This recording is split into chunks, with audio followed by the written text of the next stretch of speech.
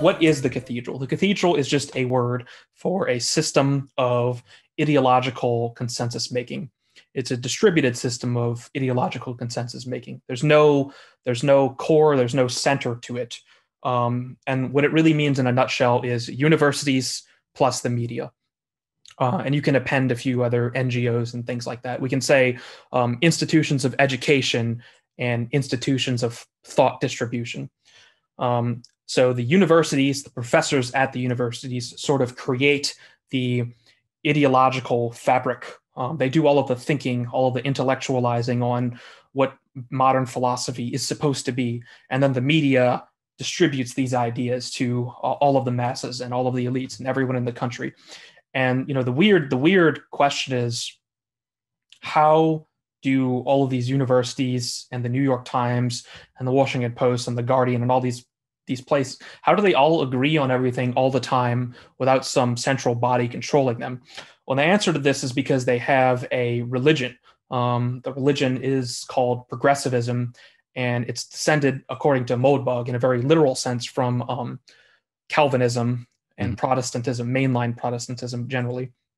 And we call it the cathedral sort of as a pun because the ideological core of Western civilization before was the church. In the Middle Ages and before the Renaissance, even during the Renaissance, science, philosophy, everything was done through the church. It was the core intellectual structure of the Western world. So cathedral is sort of denoting that there remains this religious structure to the universities and the media. And even though they claim no particular religion, they nevertheless do have one. And the fact that they have this religion of atheistic progressivism, it's a no God religion, right? It may be atheism, but it's still a religion.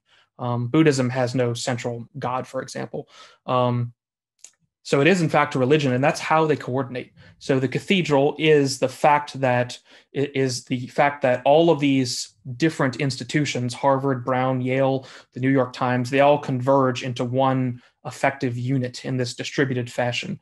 And it's difficult to notice this thing because it is oligarchical in nature. It's very easy to notice democratic power, which is, masses of people engaging in some collective activity. It's very easy to notice monarchical power, which is some important person in charge of things, sending out a directive. It's very difficult to notice oligarchical power because it's very good at camouflaging and hiding itself. So that's what the cathedral is. It's sort of the intellectual core of the American oligarchy. It's how all of the politicians and CEOs and journalists merge their ideological apparatus into one unit. And this is sort of a natural phenomenon as well. It's not being directed by anyone. It's simply a product of the fact that all of these people at the universities and media, they all believe the same thing. And because they believe the same thing, they produce ideas that are like each other and they mutually check each other, right? So, let's say some journalist at Harvard, or sorry, at the New York Times, or a professor at Harvard, goes out of line on something they say. The other parts of the cathedral can, cancel them. They can check them and retain its religious canon, right? Just like the Pope could excommunicate someone who goes out of line. So there are mechanisms to keep this whole thing moving in one direction.